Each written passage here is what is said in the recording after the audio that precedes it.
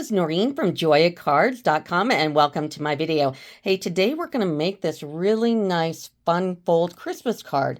And I'm holding my camera right now because I want you to see the front of it, and then I'll switch to my overhead camera. But this is what it looks like when they come out of the envelope. Here's the message inside. And if you want to put this up on your mantle or something, it looks like this. So let me switch to the other camera. So here's the card from overhead. Sorry about that. But we are going to go ahead and make this today. So we've got a fun fold. We've got some techniques. We've got a lot going on here. So definitely stick around to the end. And don't forget, please like and subscribe. It helps me in my algorithm. But we're going to be using Graceful, Dear, and Joy to You. I like this stamp set because they're big sayings, because I like to rely more on the saying than writing stuff in. It's just me. Anyway, so let's go ahead and get started. Now, since this is a fun fold, I'm going to go ahead and take you through the cutting process. You need to start with a base. Now, I'm going to use basic black. And how I know how to cut this, and by the way, this stamp is big. So I didn't want to put it on just an A2 size card. I wanted to do a 5x7 because it seems to work really well with that. So I've got a card chart here. Now, I do sell these on my joyacards.com/shop, and you can get it like fully color laser printed and laminated and mailed to your house. Or right now I am doing PDFs, and this will be in my PDF. Now, how PDFs work is if you buy one PDF, which is $2, you're going to get a coupon right after it. And the coupon, which doesn't ever expire, gives you access to all my PDFs online. So right now there's currently 4, and it's going to build and build and build, and you will always have it because you'll just keep the coupon and use that code over and over again, and you get it. So we are doing a 5x7 fun fold. And by the way, this particular fun fold, I'm going to break it down between the A2 and the A9. So you'll get this fun fold, which you can either do a printable one, or you can just take the measurements. Some you have to do printable, like for this goodie bag. That you definitely have to do a print and cut. But there's another one for the accordion fun fold, and you can either do a print and cut like here, or you can just go ahead and look at the measurements and just do it on your cutter. Either way, I do these in AutoCAD. They are true. They are not done on Word. So these are exact because I'm actually an AutoCAD draftsperson, and this is what I kind of do for a living, that's, supporting all the cards. Anyway, so a 5x7. If I look at my card chart, because when you're busy or you got a lot of things going on, it is just better to look at a chart and it's like, tell me what it is. I just don't remember. So a 5x7 is an A7 card. The paper size is a 10x7. The score line is 5. And then you've got all the shadowing here. And this is great because it also has the postage rate and some postage rules. Super important. I've got a video. Maybe I'll stick it up here, or it'll be in the description of my video, and I'll tell you how to use this card. So we're doing an A7 because I thought A9 was a little too big. So I've got a 10x7 base. So I'm going to go to 10 on my cutter here. So I'm going to go 10, and then I'm going to go 7, and then my score line is going to be 5. So I'm going to flip that around and go to the score line, and 5. So now we've got our base. Now the fun fold part on our base. What we're going to do is take one of the sides, and we are going to score again at 2.5. Okay. And then we're going to take this and we're going to go ahead and fold it up. Take your bone folder and fold it normal way. And then you're going to take that mid score line and fold it upwards, so toward you, and then give it a nice fold there. So that is the complete base for this fun fold. Now we're going to work on the front. Now, part of this fun fold is I have to have a piece that goes here, and we're going to do basic black again in 5x7. Now, if you look at my card, I always frame whatever I'm stamping here. And this is early espresso. So you're going to cut a early espresso in 6 1/4 by 4 1/4, and then a basic white in 4 by 6. And then you're going to cut another 5 by 7 in Joy of Christmas. And this will go on top of the black, and we'll get to that in a moment. For the inside, you're going to cut a piece of basic white. Now, the basic white is 2 7/8 by 7. And the reason why it's not 3 is because you always want to leave a little gap here on your fold line. Otherwise, it doesn't like to close. And then you're going to take a piece of Joy of Christmas 2 by 7. Now, all of these dimensions is in the body of my video and the description of my video. So just click on that more thing and everything, and all of it will pull up, not only the dimensions, but everything I'm using in the card, even down to like my glass here. I just want to point out, I thought it the other day, how old is this glass? This glass is like 6 or 7 years old. I bought it at the scrapbook card expo thing that comes around, and it's great. And I tell you what, before I had my glass, I had this table forever, and this is what my table looks like. It's just like Armageddon hit it. And this glass just keeps everything nice and clean. So this is even in, there's even a link to get this online. But anyway, let's go back to the card. Now, before we put the black base and the Joy of Christmas together, we want to cut 2 of the large check ribbon. So I already cut 2 of these because you want to put them under the paper here. So, and there's one on the front and there's one on the inside. So cut 2 of these ribbons. I'm going to put one of the ribbons to the side, and I'm going to lay it down so the natural curl goes up on my silicone craft sheet here. And I'm going to snail the inside of that ribbon. It just kind of holds it down better to the piece here. And then I'm going to take this ribbon. Now I have a ruler on my glass here. This is also like a light board, and I also have a cutting mat that goes with it. It's kind of cool.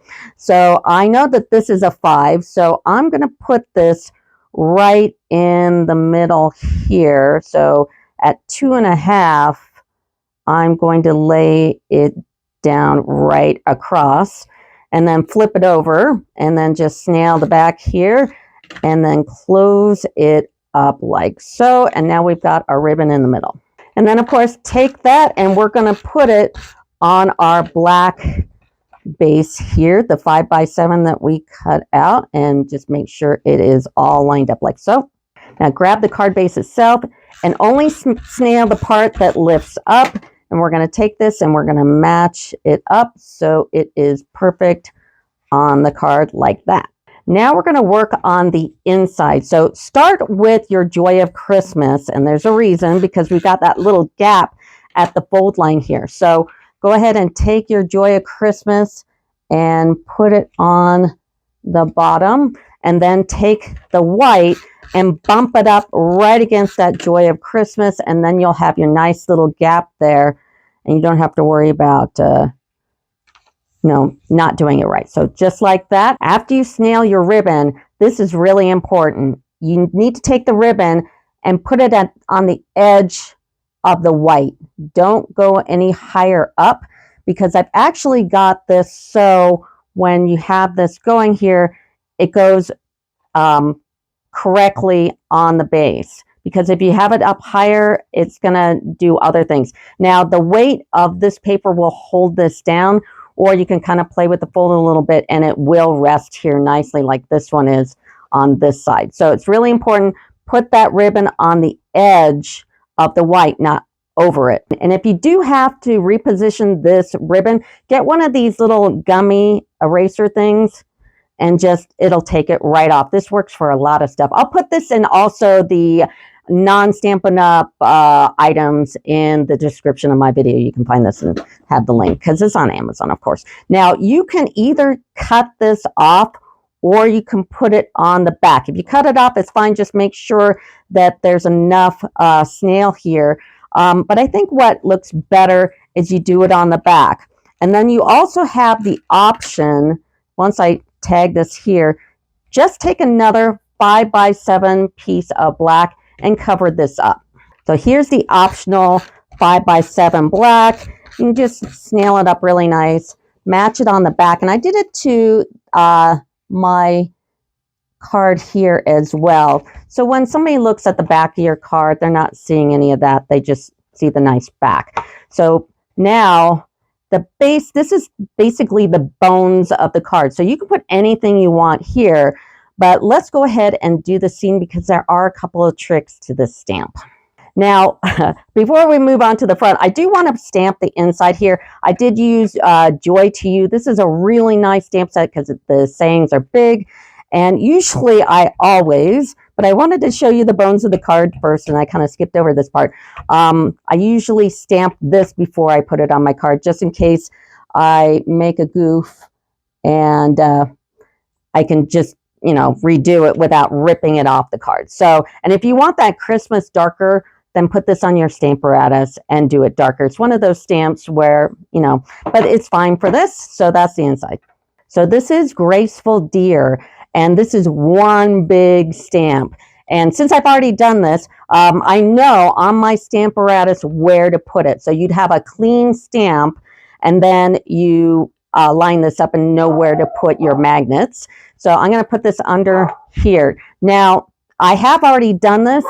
It's really important to get this image in the center of this paper because this paper is cut down to the 4x6, so it just fits in. So I know I was at my 1 and I know where to put my magnets, but before you do that, now if you mess up and you have to clean your stamp in between, be very careful. And I did a video on this as well. I'll put it in the description of the video, or I'll put it up here on the screen. I was in between cleaning my stamp because I was figuring out what colors I actually wanted to use. And I changed my mind a couple times. And I used my chamois, which I love my chamois. Don't get me wrong about my chamois. I love the chamois. But with this particular stamp, with all the grooves in this stamp, it holds on to moisture. And what happens is you get this kind of speckly effect here. This is terrible, and that is moisture. And so you want to make sure if you do clean this off, to make sure all that moisture is out. And one of the tricks I did use for this particular stamp is I put it in between my scrubber pad here, and I closed it up. And I did that a couple of times. And what actually even works as well, if not better, is put the stamp on your skin. So, you know, you grow a tail when you're old because, you know, we're all good. Anyway, so just make sure there's no moisture in that stamp because you'll get that speckly, ugly kind of look like this. And that's just terrible. So I know that where everything is because I've already done this, but measure that up first. And then, believe it or not, I'm going to use my Stampin' Pad. Now, I was going to use my Stampin' Spot, which I have a pecan pie one in here somewhere. Actually, I had to make a pecan pie Stampin' Spot here. And oh, by the way, these cases are amazing. I love them. Keeps all my Stampin' Spots together with the lids on. They don't take up a bunch of space. They're awesome. But unfortunately, with the Stampin' Spot, there is a design on the pad. You definitely see this crossing of the fibers here rather than a stamp pad, which does not have that.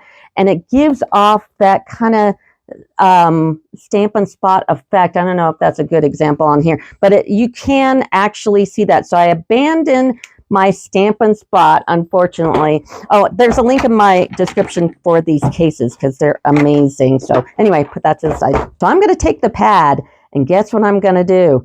I'm going to do the whole thing. And why is that? You go, Noreen, why are you going to do that when you have two colors? This is actually pecan pie and early espresso. And that's because the early espresso is darker. And you're not going to see it when you cover up when we use the early espresso in a minute. And I'm going to use a totally different thing for the early espresso. So you'll see in a moment. And then make sure all my dog's hair is off the paper, because that is a thing. And then make sure you don't have your magnets in the wrong place. And we are going to go ahead and stamp this. Now I have the image going off a little bit here, but not enough to cut off the bird. There's a bird in this stamp. So it's really kind of important that you keep your birdie there. Now I need to stamp it some more because that's how that goes. So I know to grab the two female and the tree. Actually, we don't have to worry about the tree. I'm just worried about the deer. So don't worry about the trees. and stamp that really good. So I've got it like this, and now we're going to do the early espresso. So before I change color with this, I want to take off some of the color on the trees, but I don't want to get it wet because obvious reasons. And the best way is just take a piece of scratch paper and kind of rub it off. Look at that, it totally comes off. So just take off that ink here and blot it up with your scratch paper. Now we can do the early espresso.